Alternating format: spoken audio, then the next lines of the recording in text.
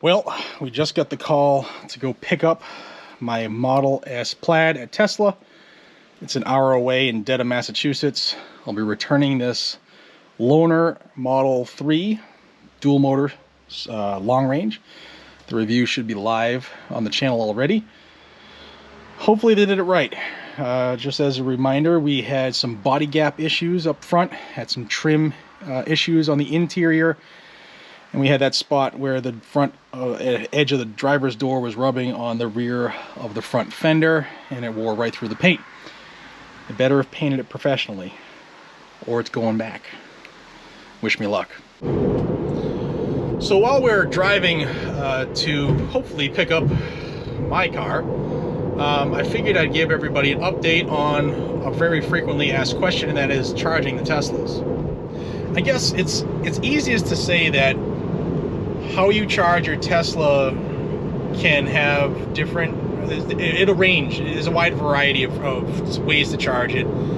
There's different adapters for the home, the plug-in charger.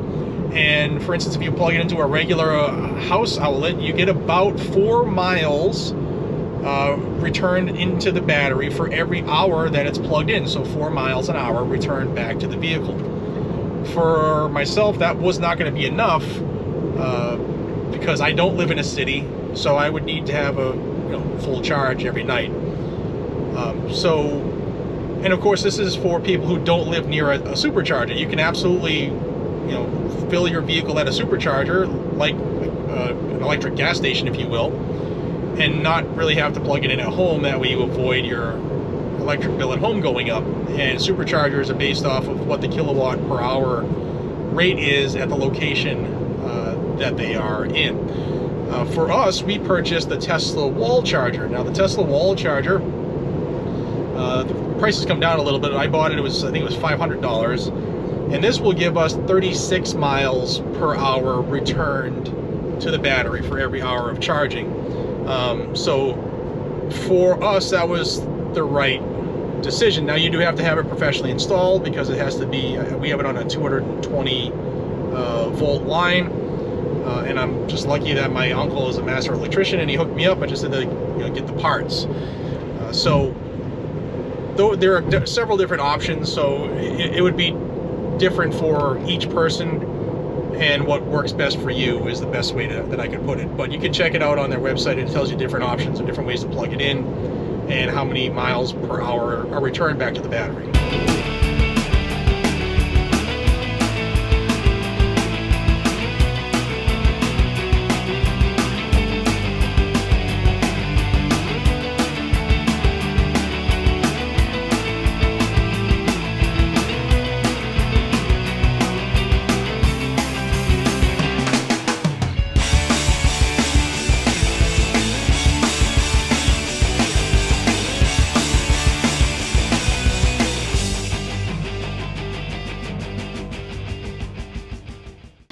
All right, guys, we're here at Tesla in Dedham.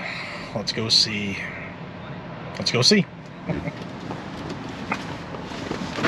All right, guys, it's back. Let's check it out. Boom. We're gonna check the gaps out together. I'm gonna start with my finger in the gap. If you remember the first video, it was tight up top here, and it would get to the point where my whole finger would fit in right about here. So they definitely fixed that. Gaps feel really good. Come over to the driver's side. We had a big issue over here too. And this is not a scientific way to test it, but it is definitely better than it was before. And then it was really tight in here too. It's still a little tighter there than it is the top. That's better. But the big issue was where it rubbed right through the friggin' paint on the driver's door. So you can see it was painted. Remember, I'll put up the picture of what it looked like prior, but it's definitely been taken care of. Now, while I'm here, because it's Tesla and I know it's Tesla, I'm checking the rest of the gaps. The driver's door looks pretty good.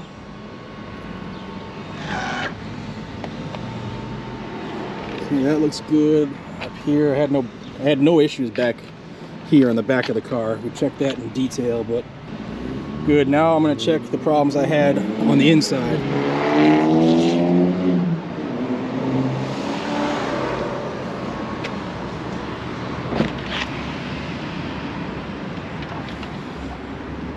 Thank you for keeping my car clean, but please throw your trash away. Aggravating. All right, back into the quiet. We had an issue where this panel here would adjust a little bit. It's tight now. Everything is tucked the way it should be. Other side looks good as well. All right, one other problem that I didn't mention in the first video was the trunk, well, the frunk, what would be in a trunk in a regular car. It didn't open when you push the button the first time, but it was on the app or here in the car.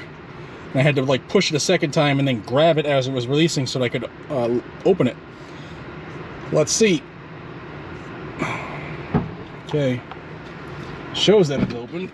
Let's double check.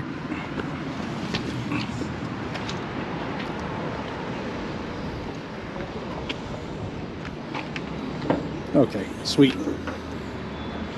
Yeah, they looks like they adjusted the striker, or probably more likely they adjusted the catch.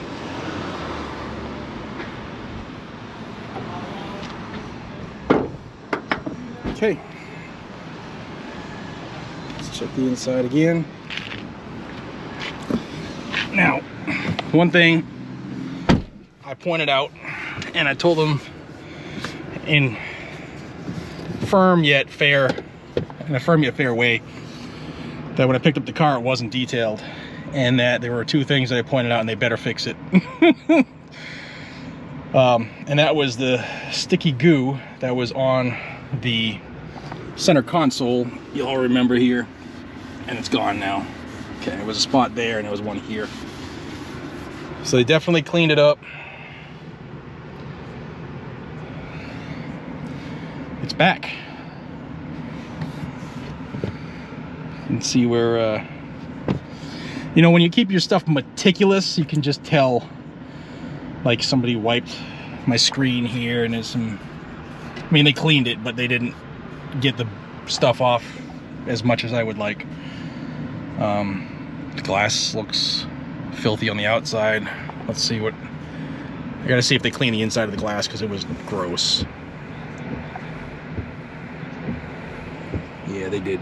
And some of y'all might be thinking I'm picky, but when you buy a new car of any price, especially one of this price, it should be done right. And it's absolutely, in my estimation, you let me know what you think in the description down below, it is unacceptable for any company, whether it's Tesla, Ford, Mercedes, to demand this type of money for a vehicle and then just not follow through. And I know some people are like, oh, well, you know, you're so lucky to be in this scenario, and I am. You know, and for 35 years, I worked my tail off and saved and invested, and I own a couple of companies, and I'm blessed to be able to buy this. And I'm just glad it's the way it should be now, finally. While I'm looking over here, I'm double checking everything now. I am definitely looking at every detail that every Tesla is known to have. And it's looking good. Glove box open freely up. Okay. Looks good. Now let's go home. 157 miles on the clock. They wouldn't even charge it for me. It is what it is. It's plenty to make it home. All right, what do you guys and gals think? You saw the video. If you didn't see it, it's linked above, about when I dropped this car off coming into service. I did the video on the 5 things I hate about it, and detailed some of the problems I found. And it appears as though they made it right.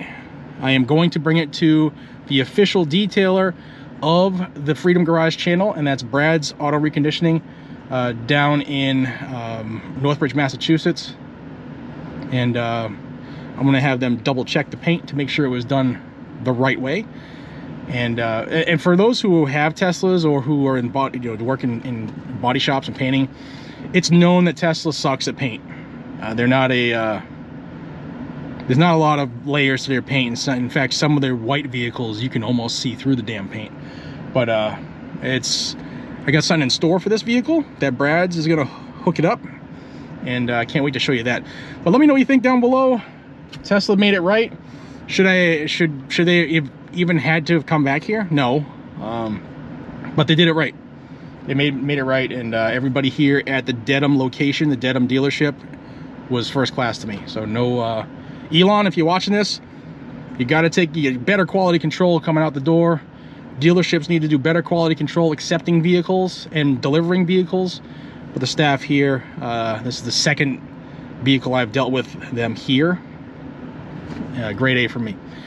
All right, y'all, till we see each other again, have a fantastic day, and please subscribe to Freedom Garage. I'll see you in the next one. Take care.